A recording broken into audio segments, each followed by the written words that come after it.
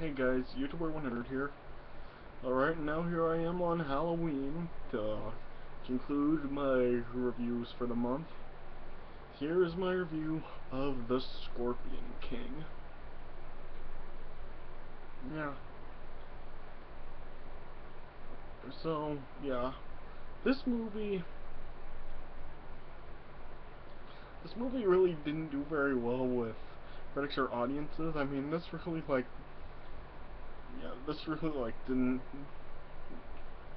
Yeah, the score for this is pretty low on Rotten Tomatoes for both critics and audiences. But I actually do like this movie. Yeah, I really do like it. I mean, remember I went to see this in the theater and I liked it. I remember I had DVD and I watched it. I still liked it. Yeah, now as I rewatched it to make this review, I still liked it. Yeah, I mean, I do think the movie is pretty good.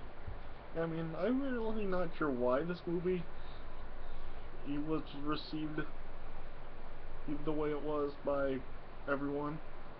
I think it might be for the same reason that people reacted the way they did for the Star Wars prequels and the Hobbit movies.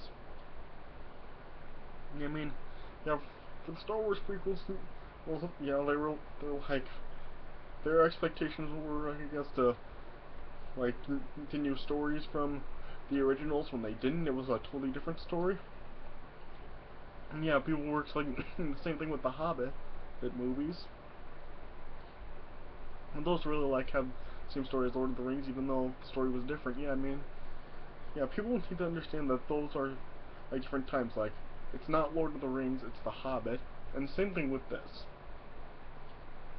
I mean, I think like people were just like having expectations for it to like there's some stories with the Mummy movies. Yeah, but people need to have to understand that this isn't the Mummy, this is the Scorpion King. Yeah, I mean, this isn't like another Mummy sequel. This is really a spin-off of the Mummy movies. Yeah, it's a spin-off from the Mummy movies, and it's also a prequel. Yeah, this is like set 5,000 years before the Mummy movies. Yeah. Well, yeah, I think that's really one of the reasons that this movie was received from audiences and critics the way it was. Yeah. Yeah. And yeah, this was also actually the first movie that was actually made by the WWE. Yeah. Yeah, this was WWE's first feature film that they made. Yeah. Yeah. And yeah. Yeah, and of course the movie has of course The Rock. Yeah. It has Stephen Brand, Kelly Hu, Michael Clark Duncan.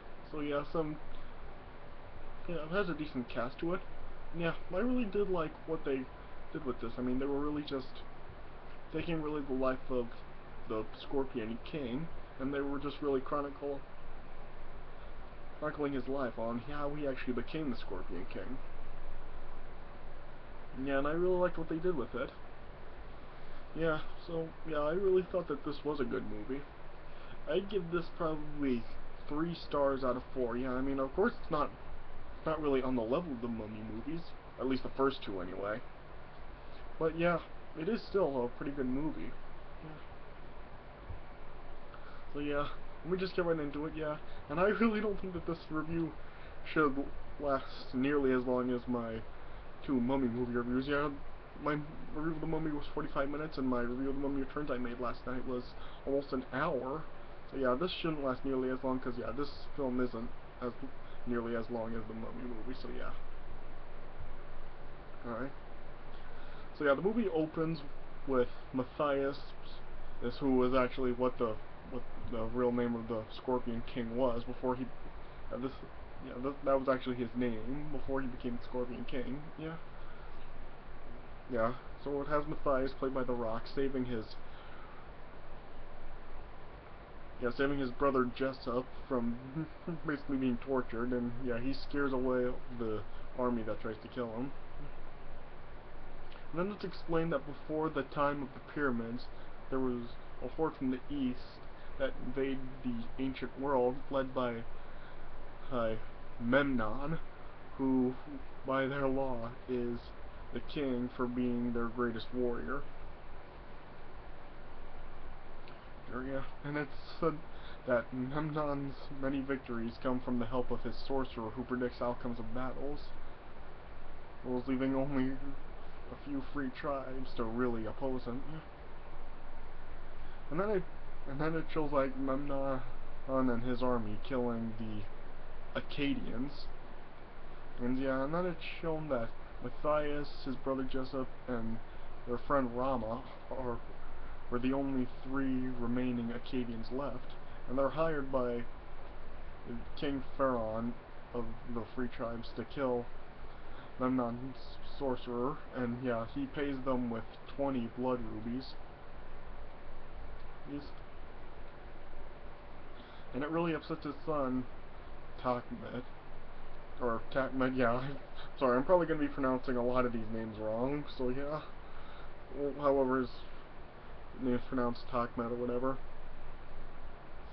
And yeah, it upsets him because it's the last of their real treasury. And it's shown that the Nubian king Balthazar, who was played by Michael Clarke Duncan, he dislikes the Akkadians and he really doesn't like what he's seeing with them.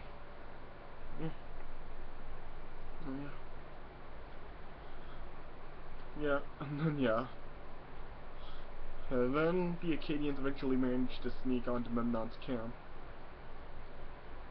Yeah, but then they try to sneak past Memnon's guards. Yeah, Matthias is able to sneak off where he sees he's actually the guards attempting to kill a horse thief Arpid. And then yeah, he was able to take out those guards. And Arpid tries to ask Matthias to help him, but Matthias just knocked him out with one punch. Yeah, and then he sneaked off to try to find Sorcerer. Yeah, he snuck off to try to find Memnon's sorcerer. And then he actually sees that the sorcerer is actually a sorceress named Cassandra when he sneaks into the tent. Yeah, and then yeah, Cassandra, who was played by Kelly Hu, tells Matthias that he's been betrayed, and yeah, she knows who he is and why he was there. And yeah, Matthias then, and he killed some of Memnon's guards before eventually the guards then overpowered him, and yeah, he's ambushed along with Jessup and Rama.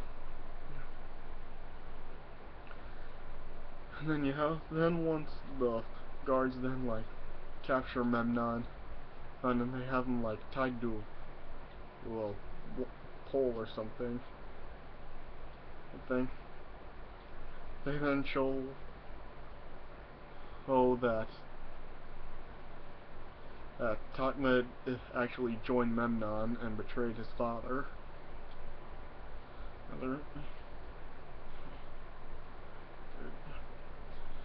And then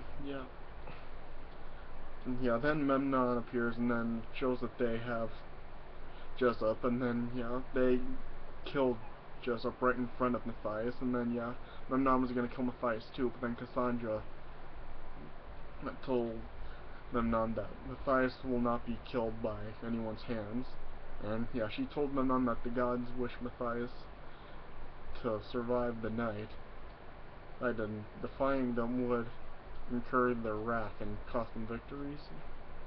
So then Memnon then had Matthias knocked out, and then Matthias woke the next morning, and he saw that he was buried up to his neck, like in the desert, along with Arpid, And then the guards were like causing fire ants to abandon their homes in an attempt to basically eat their heads. And yeah, and then yeah, Arpid was telling Matthias that he was going to escape while he was going to let Matthias die a horrible death for what he did to him that night. Yeah. And then as one of the guards took off, Arpid then was able to escape from the burial, and then he knocked out one guard, and then he pushed another into one of the fire ant pits where, yeah, he was just devoured by the fire ants. And then, yeah, Memnon then, well, not Memnon, sorry, Matthias, asked Arpid to help get him out, and then, yeah, Arpid made Matthias agree that if he helps him out, to promise not to kill him, and then to take Arpid with him to share the spoils of his adventures, and yeah, Matthias agreed, and then yeah, then somehow Arpid got Matthias out. They didn't actually show how he got him out. It just cut to another scene where Matthias was free. Yeah. Yeah. And then Matthias decided to continue on with his mission and avenge his brother's death.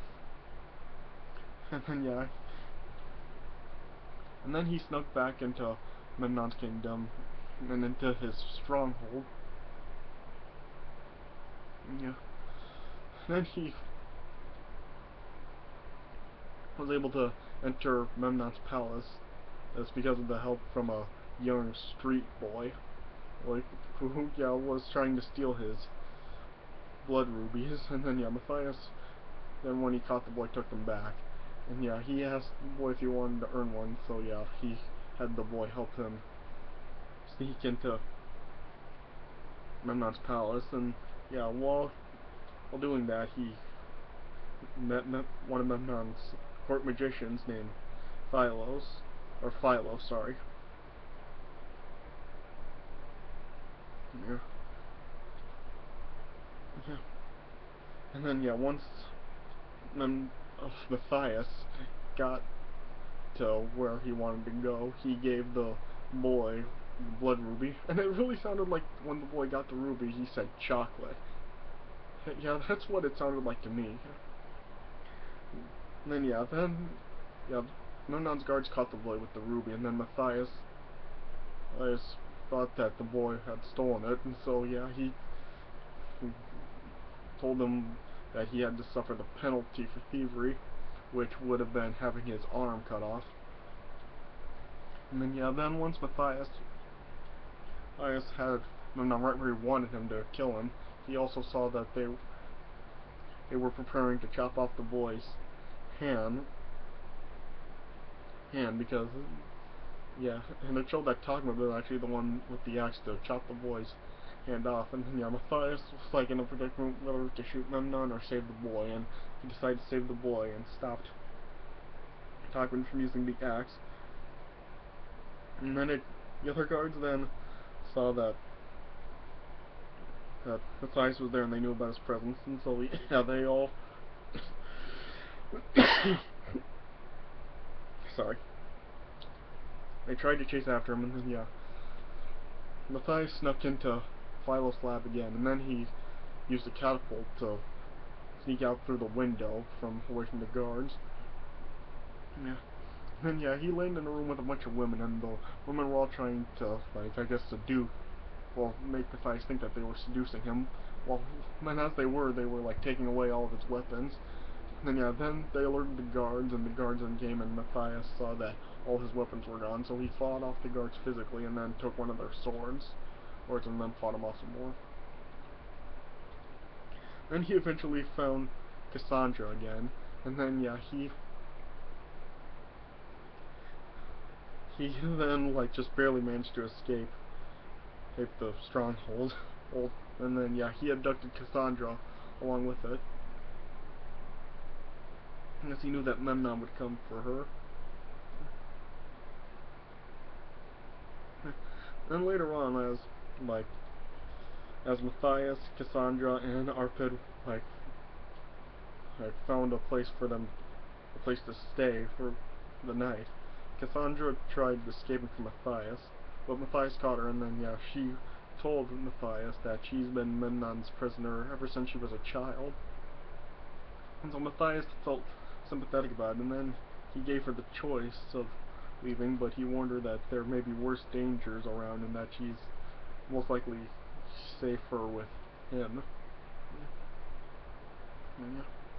And then yeah, Memnon decided to send his right-hand man Thorax and his best men to try to track down Matthias and kill him. And then he gave them, yeah, Memnon gave Thorax like an arrow that had scorpion blood laced onto it. Yeah, and that would have acted as a poison to Memnon. To Matthias. Gosh, can't even say the right names. Yeah. Yeah. And then eventually, then Thorax and his his best men and went after Matthias, and yeah, Matthias was like battling with them as there was a huge sandstorm like covering them. And yeah, Matthias was luring the guards into some kind of cave where a couple of them actually sank down in some quicksand. And then Matthias continued to fight off the guards, and then yeah, he then was able to fatally stab Thorax. And then on Thorax's dying breath, he managed to stab Matthias in the back of the leg with the scorpion blooded arrow. And then yeah, Matthias then collapsed, and then yeah, and then yeah, and Cassandra and Arpid were like covering up in the sandstorm, and then yeah, once it ended, they went looking for Matthias, and yeah, they saw him, and then yeah, Matthias pulled out the arrow from his leg, and then he collapsed again. Yeah, and then yeah, I think Cassandra then decided to use her magic to save Matthias's life, and I'm not quite sure how it worked. I don't know if she like sucked out the poison from the scorpion blood into herself or what she did to save her life, but then yeah, she ended up passing out too until the next morning.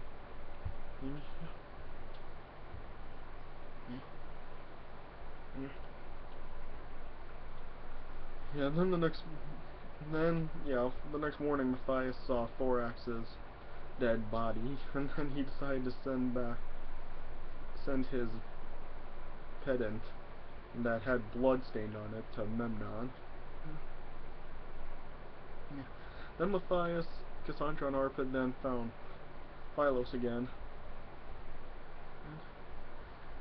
And then, yeah, he told them that he had an explosive powder that he's been working on, but then they got ambushed by rebels from Balthazar, and they were brought to him.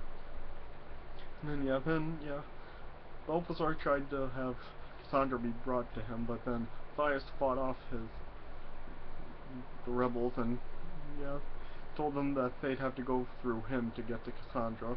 Yeah, and then, yeah, Matthias and Balthazar had a fight with each other, and yeah, it was I really like the shot where they were like their swords clashed together, and yeah, they both like just broke. Yeah, I mean, I really like that. That shot was awesome. Yeah. And yeah, then yeah, they had their fight, but then yeah, Matthias ended up winning the fight, and then yeah, he was telling everyone that Memnon would stop at nothing even after he got Cassandra back, and that he'd sweep across the land and kill them all. And then Balthazar asked if he was going to be the one to stop them, and if he would be able to stand alone against Memnon's army. And yeah, Matthias said yes. And then later that night, Cassandra was having a vision of Memnon and his army slaughtering the entire rebel camp. Yeah. And then she went to tell Matthias about it, and then yeah, it's been implied that when the moonlight reaches Memnon's palace, that the king on high would become the invincible Scorpion King. And Memnon would believe himself to be the one that was destined to be the Scorpion King. And then she told Matthias that he would most likely die if he tried to face Memnon. And then she had another vision of Matthias being shot with an arrow. But Matthias just told Cassandra that he'll make his own destiny.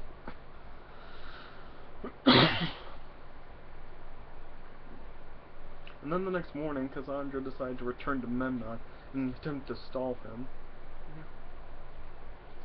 And then, yeah, Matthias, Balthazar, Arpid, Philos, and their entire army of rebels launched out an assault on Memnon's stronghold. Well, then they fought off his guards. And, Cassandra tried to match up with Memnon's power with her magic, but then Matthias then showed up, and he told Memnon that he come for the woman and his head, and then and then Matthias and Memnon fought, and then Memnon ended up like having some kind of double sword or something, and he had 2 swords against Matthias. Yeah.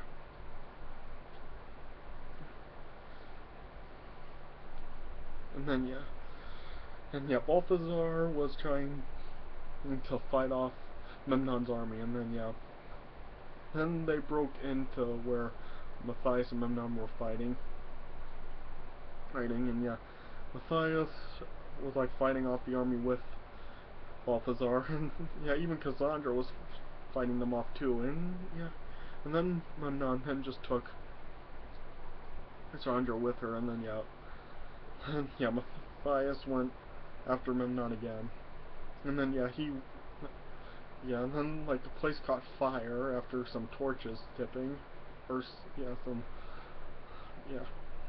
the place caught fire, and then Matthias ran through fire to go after Memnon some more, and then more torches were knocked over, and then Memnon then set his swords on fire, and fought Matthias some more. And Takmid tried to go after Balthazar as he was fighting with the army, but Balthazar ended up killing Takmid and avenged his father. And then he took on like the full force of Memnon's army on his own. And then Matthias and Memnon like fought to the top of the House of Scorpio. And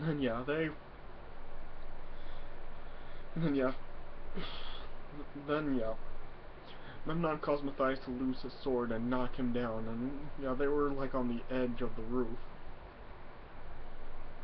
But then Matthias overpowered Memnon, causing him to lose his swords. And then Memnon then like threw some hot ashes into Matthias's face, knocking him off of the roof. And then Cassandra's vision then was becoming reality. There was a guard having an arrow pointed at Matthias. And Matthias was like being covered up by Cassandra. She tried to prevent him from being shot, but then Matthias turned around again, and then he ended up being shot in the back with an arrow.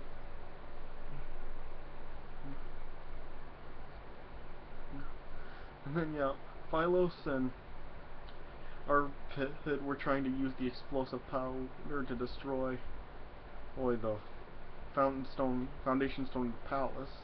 But then they were caught by the guards.